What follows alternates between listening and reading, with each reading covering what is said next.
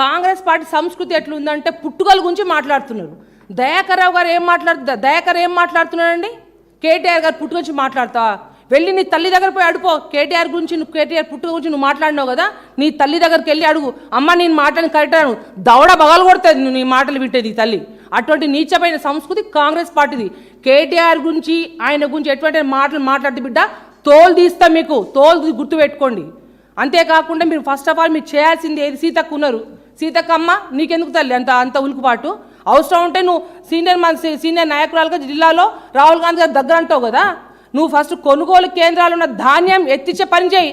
నువ్వు సమ్మక్క సారాలమ్మ అంటే అందరికీ భక్తి, ఆ తల్లి అంటే గిరిజన ఆరాధ్య దైవం మనందరికీ. కేటీఆర్ గారు తల్లుల గురించి మాట్లాడలే, మీ యొక్క పర్సెంటేజ్ల గురించి, మీ యొక్క పంపకాల గురించి మాట్లాడితే పర్సెంటేజ్ తీసుకున్న మీరు ఉలికిపడి మాట్లాడితే అది సిగ్గుగా అనిపిస్తుంది తల్లి. ముందు రైతుల దృష్టి పెట్టండి మీరు.